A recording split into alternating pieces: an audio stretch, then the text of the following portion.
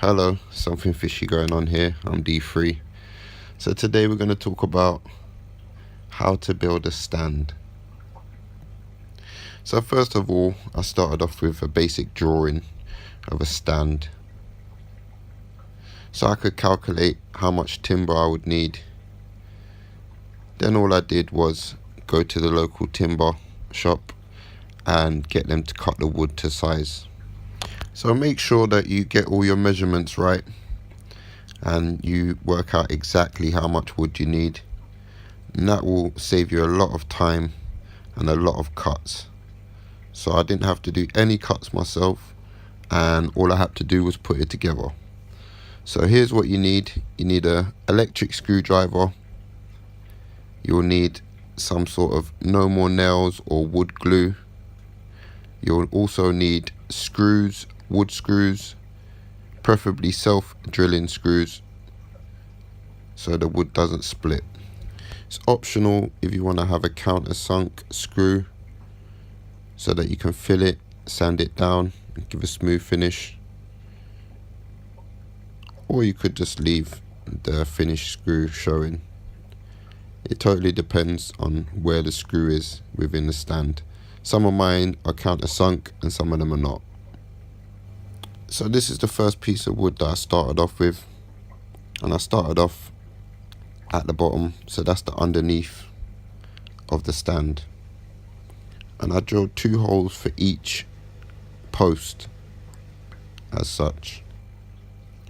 So I put glue on the bottom of the posts and then screwed them in from the bottom. My stand is 120 centimeters long, and I chose to go for 7 posts. I chose 7 posts because I need my stand to be strong enough to hold the weight of almost 1 ton. That's 1,000 kilograms. So that was the front of my stand, and this is the back of my stand, where there'll be easy access to get the filter out or to get in for maintenance. And also, if I want to put a sump in there at any point, I could still do that. So I have the front and the back of my stand ready. Now it's time to do the middle section, just for extra support and to make it rigid. So here's the middle of my stand. I made 3 of these, and then I connected them to the front and to the back of my stand using glue and screws. As you can see here, to finish off the stand, I added 1 piece of MDF, and I know people will say that's not good to use, but it's never going to get wet, so it's not a problem, and the stand itself can withhold the weight. So I put 1 piece of polystyrene on top of the MDF, then I placed my tank on top. Once my tank was in place, I realized it would be an issue for me to get my filter out of the side, so I decided to make an entrance at the front.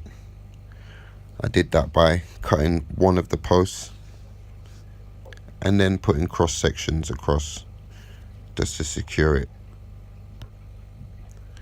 So I'm on to the final section, and I feel like I'm on the home straight. I added 2 posts, 1 to either side of the tank connected to the stand. Then I added 2 horizontal posts, 1 to the ceiling connected to the vertical posts, and 1 just above the tank connected to the vertical posts. At this point, I had the panels of MDF cut to size in the shop and screwed them in to the wood stand. I used a countersink and filled them with wood filler, and then I painted it. And here's the final product. So let's talk about the costs and the time. It cost me around £100 in wood completely for the stand and the face. I paid £20 for the paint, and I used about less than 1/4 of the paint, so I'll be able to get more usage out of that. The time it took me was approximately 3 hours. Over 2 days I did it. The reason why, because I didn't have the MDF cut down to size on the first day that I built the stand. The custom 3D background that I have was made by myself, as I do make them for customers. That took me approximately 1 week to make and cost £50 in material. So in all, it took me around 2 weeks to complete this project. That's including the stand and the background build, which has over 20 caves and numerous tunnels, as well as 2 sandfalls. So let me know how you get on if you want to try something like this yourself. There'll be links below to join the Facebook group. If you have any questions, feel free to post them there. That's it from D3. I'm out. Hope you enjoyed the video. Thumbs up, subscribe, like. Peace.